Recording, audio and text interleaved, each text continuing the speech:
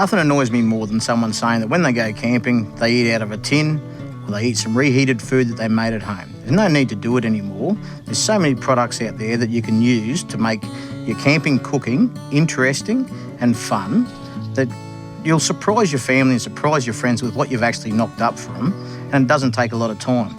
Today I'm knocking up what is a bit of a dessert that'll surprise everyone, and it won't take you long to do. You don't need a lot of gear for it. As long as you've got a camp oven or a hooded barbecue or something like that, you can make this one up. Just get your favourite chocolate bar, whatever it is. Today I'm using a Mars bar, but whatever takes your fancy. Just a packet of pre-made puff pastry, and I've just cut it up into quarters, just one sheet. Put one bar on top of each piece. Now, I know there's lots of ways you could do this, but I'm a bit of a bush cook, and as long as it works and it looks reasonable, I'm pretty happy. So I just sort of fold them up into a bit of a shape, a bit like a dumpling, I guess. Sort of twitch everything together, pull the other corners in. Make sure it all knits up. It's reasonably well attached. The worst thing that can happen is if you don't, is that the liquid inside, when it starts to cook, will come out through the bits, but it'll still taste amazing. The same on this one. Bring all the corners in, other pieces up.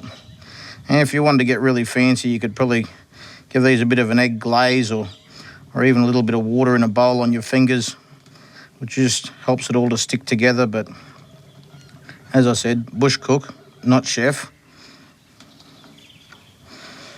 Okay, so from there, what I do, I'm actually just using the hooded barbecue for them today, but I've done them in the camp oven. They're very simple.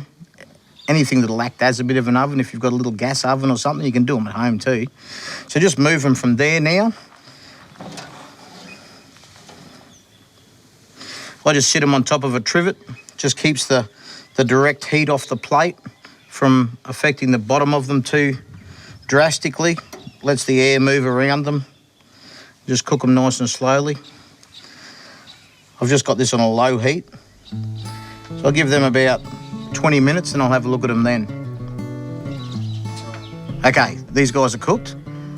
So what I'm gonna do, I'm gonna put them on top of some ice creams that I bought today at the service station while we were traveling. A little bit of surprise for everyone. No one was expecting to get something like this for dessert on the road. It's just a good way to give the family a treat or your friends a treat and a bit of a surprise. And once that Mars bar that's melted inside that pastry starts melting through that ice cream, it's a great dessert.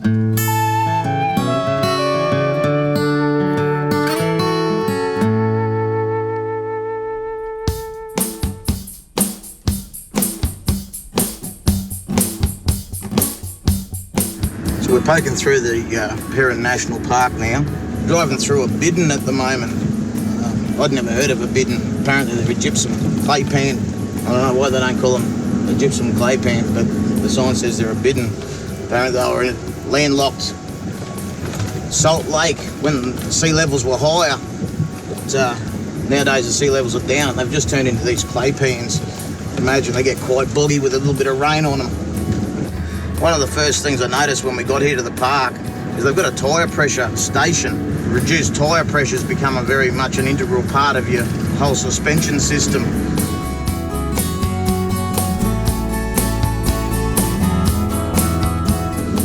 If you don't let them down, you want to run through here at 50 pound or 60 pound, yeah, you'll do it, no problem. But you're going to break things, and you start breaking things out in places like this, and number one, it costs a lot of money to try and get yourself recovered out here, particularly if you're on your own, but there's no such thing as a cheap repair or an easy repair in these sorts of conditions.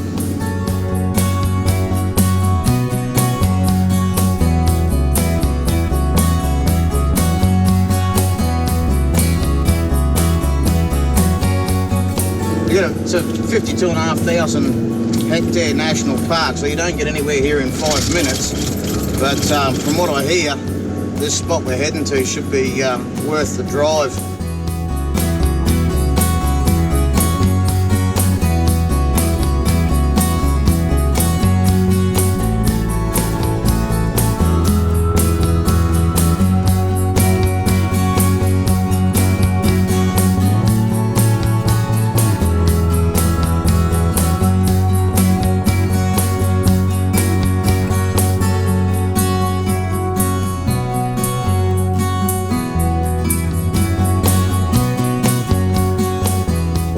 Well, mate, looks like it was a bad day fishing after all, eh?